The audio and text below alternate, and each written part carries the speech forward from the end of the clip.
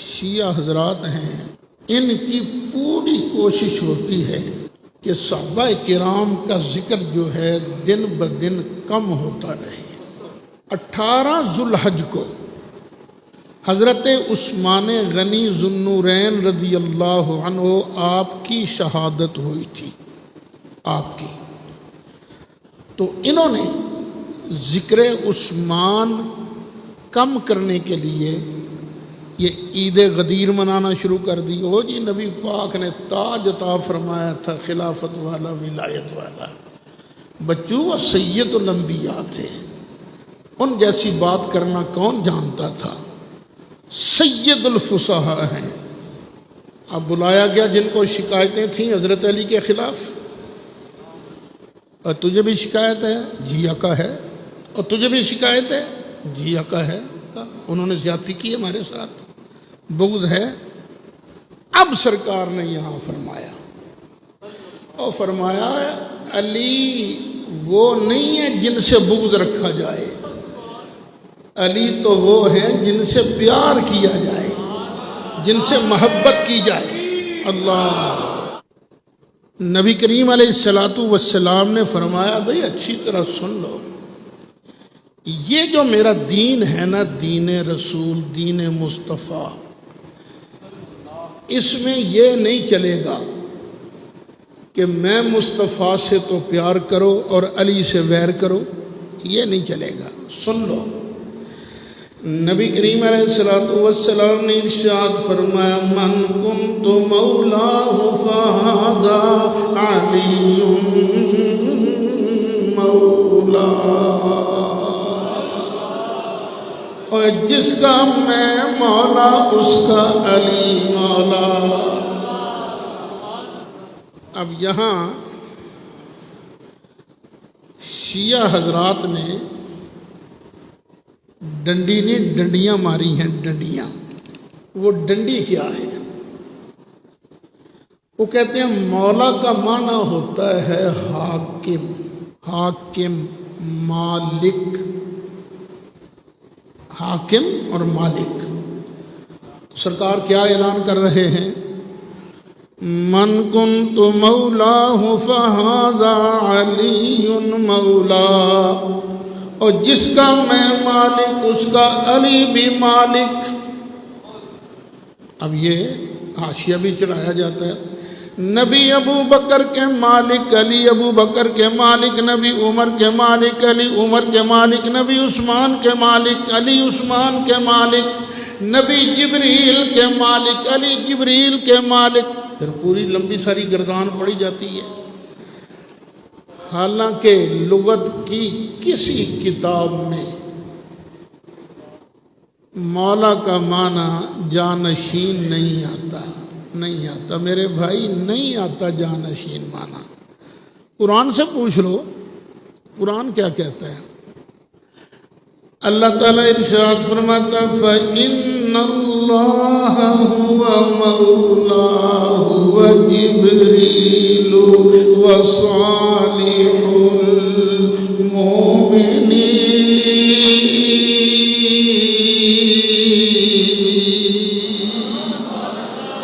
اور میرے محبوب کے ساتھ دشمنی نہ رکھنا، یاد رکھ لینا میرا محبوب تو وہ ہے کہ محبوب کا دوست اللہ بھی ہے، جبریل بھی ہے، اور جتنے نیک ایمان والے سارے مصطفیٰ سے محبت کرنے والے ہیں۔ تو بھئی یہ مولا کا معنی خلیفہ بلا فصل نہیں آتا۔ ہاں یہ ہے، یہ دین اسلام وہ ہے جس دین کے اندر جس بندے پر نبی کریم علیہ السلام سے پیار کرنا لازم ہے، اس کے ذمے یہ بھی لازم ہے اور نبی سے بھی پیار کر، اور نبی کے بھی علی مرتضیٰ سے بھی پیار کر۔ شیعہ حضرات اس کو بنائیں گے دلیل جانشینی کی۔ اس حدیث سے پتہ چلا نبی کریم علیہ السلام کے بعد نبی پاک کے جانشین حضرت علی ہیں۔ اب چند باتیں میں عرض کرتا ہوں، دھیان سے سنیے گا۔ نبی کریم علیہ السلام کے وصال کے چند دن پہلے حضرت عباس حضرت علی کے پاس آئے۔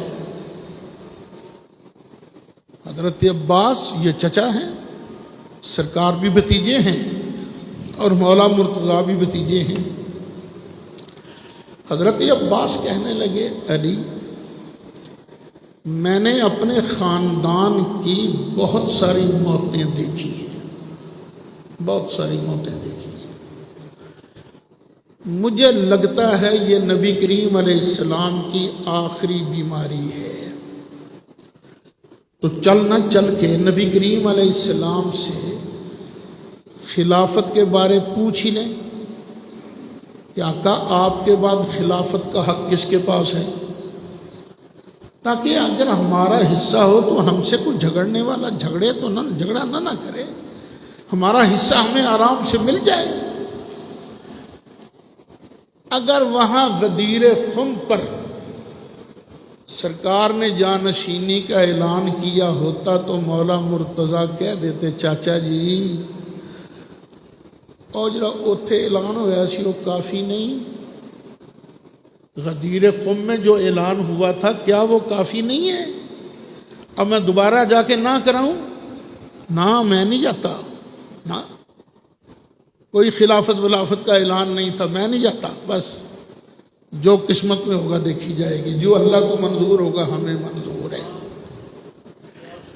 اچھا، اگر یہ حدیث یہ دلیل ہوتی خلافت کی، دلیل ہوتی جانشینی کی، تو جب جانشینی کا فیصلہ ہو رہا تھا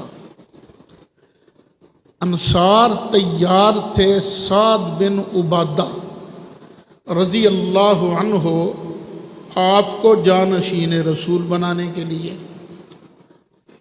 اور ادھر حضرت عمر فاروق یہ سمجھا رہے تھے اب تمہاری سیادت کوئی نہیں مانے گا، اس لیے ہم امیر ہوں گے، تم وزیر ہوگے۔ اگر نبی کریم علیہ السلام نے غدیر قم پر حضرت علی کی جانشینی کا اعلان کیا ہوتا تو انصار کہہ نہ دیتے وہ کیڑے پاسے پہ گئے ہو، وہ بھول گیا جنہوں نبی کریم علیہ السلام حج کر کے واپس آ رہے سن، وہ بھول گیا۔ نبی پاک نے تو میرے بارے فرما دیا تھا، من کنت مولا وہذا علی مولا۔ حضرت امام جعفر صادق رضی اللہ عنہ سے ان کے کسی شہدائی نے پوچھا، حضرت جی یہ فرمائیے کہ کیا نبی کریم علیہ السلام نے حضرت علی کے لیے جانشینی کا اعلان کیا تھا؟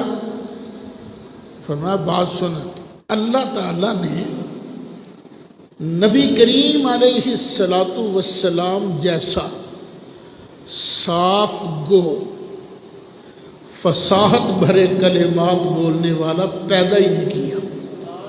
دیکھو انہوں نے نماز کا حکم دیا تو بڑے واضح لفظوں میں، روزے کا حکم دیا تو کوئی گنجلک نہیں، جہاد کی باری آئی حکم دیا واضح طور پر، کوئی گنجلک بات نہیں ہے، زکوٰۃ کا حکم دیا تو بالکل واضح طور پر۔ حضرت امام جعفر صادق ارشاد فرماتے ہیں اگر جانشینی کا ہی اعلان کرنا مقصود ہوتا تو کیا نبی کریم علیہ السلام کے پاس صاف لفظ موجود نہیں تھے؟ اللہ کی قسم ہے نبی کریم علیہ السلام کے پاس دنیا کے سب سے بہترین الفاظ ہاتھ جوڑ کے کھڑے رہتے تھے۔ میرا آقا جس مقصد کے لیے جو الفاظ چننا چاہتا تھا بڑے آرام سے چن کر بیان فرما دیا کرتے تھے۔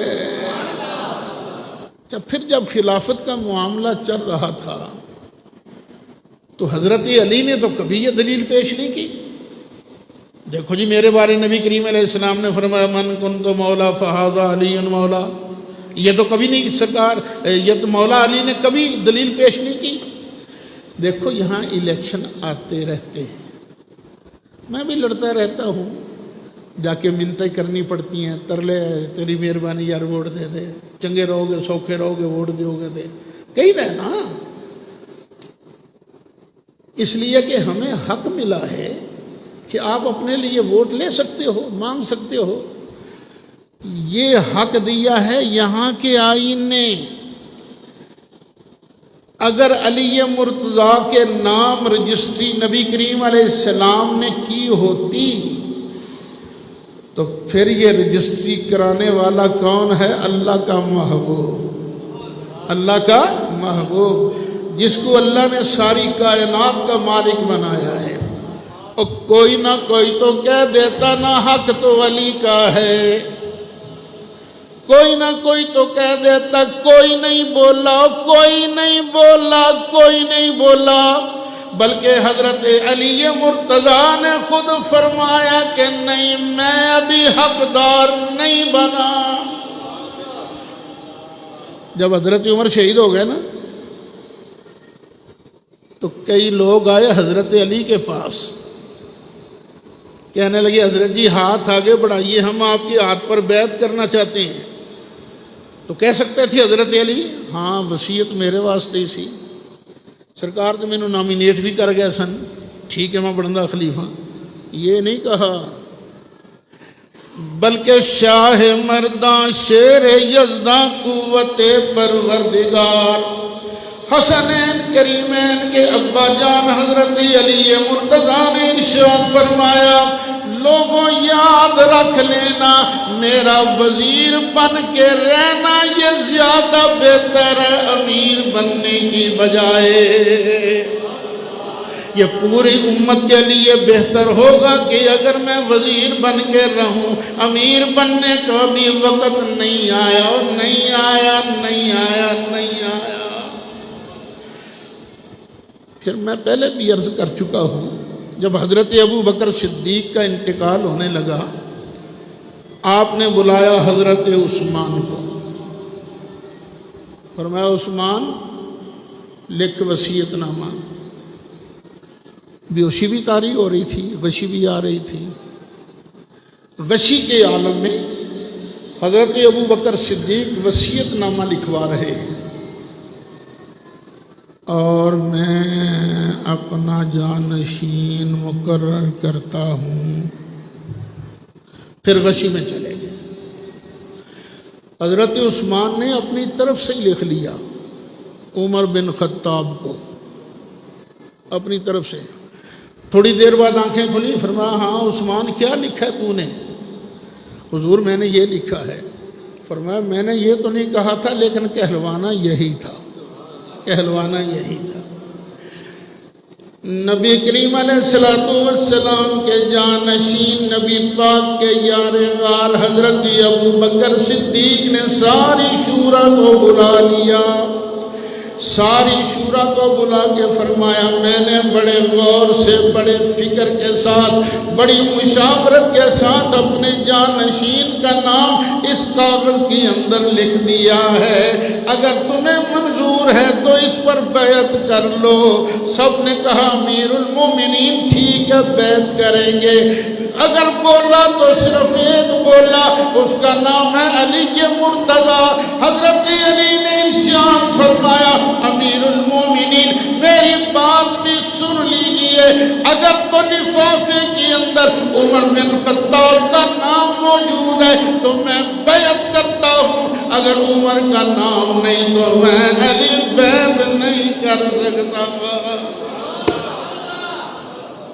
یہ عید غدیر منانے والوں، کیوں امت کے اندر فساد پیدا کرتے ہو؟ کیوں فساد پیدا کرتے ہو؟ صدیق تا ہے ذیشان ریسا کون کرے، ہے جان دا جملہ جہان ریسا وچ غار رلے تے مزار رلے، وچ غار رلے تے مزار رلے، ہر حالت یار دے نال رلے، اجے پوچھنا ایمان ریسا کون کرے اجے پوچھنا ایمان ریسا کون کرے صدیق طاہر شان ریسا کون کرے سنتاں دا فرمان